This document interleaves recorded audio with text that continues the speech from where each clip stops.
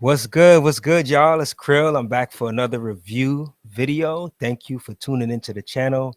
Remember to like and subscribe if you haven't gotten a chance to yet. So yeah, back for another video, man. Let's talk about it. I actually recently got a chance to see the documentary film "DAHOMEY," directed by Mati Diop. And it was definitely a film I've been wanting to watch for a while now. It's a film about 26 royal treasures from the Kingdom of Dahomey, stolen in 1892, that were exhibited in Paris, that were finally being returned to the country known as the present-day Republic of Benin. The film itself documents the journey of these artifacts being taken back to Benin and the Benin people reacting to the return. I have to say, it was an interesting experience watching this film. It's not at all told in the typical documentary form where you're hearing narration and watching specific guests being interviewed about a subject, but rather a documenting of the journey of these artifacts returning back to their native land of Benin. This is told mostly through the lens of one of the artifacts, as though it could speak about what it had to endure amongst, fellow thousands of artifacts and how they were affected being stolen away. So you actually get to hear an interpretation of this voice of one of these artifacts in the film. It's as if you could hear its spirit speaking about its emotional journey from Dahomey to France.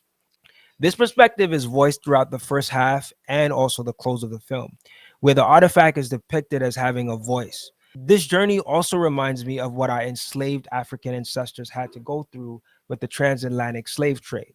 There's a striking similarity with the journey of these artifacts and the journey of African human beings in the diaspora that were also stolen specifically by way of slavery.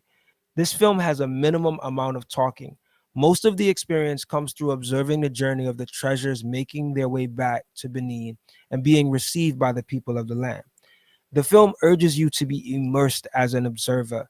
The only moments of talking or verbal expression appear when one of the artifacts is speaking itself, or in the second half of the documentary, when a series of reactions and opinions about the repatriation of these artifacts are expressed by a few older adults and a larger young adult educated group in Benin.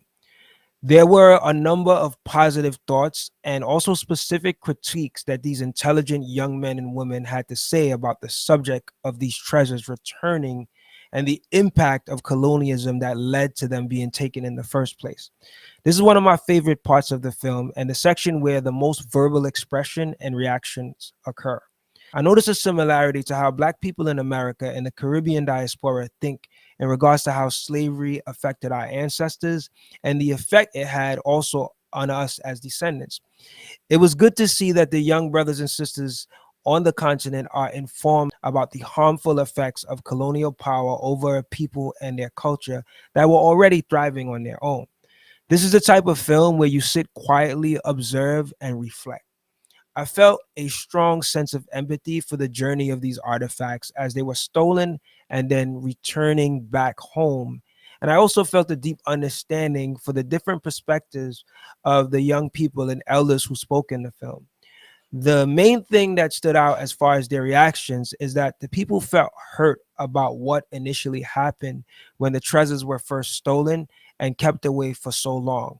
But I could tell that they also had a deep appreciation and value for the items returning and keeping the legacy alive of these artifacts being strongly connected to their culture. This film was a pretty interesting experience. I would watch it again just to see if I observed anything else new in the experience.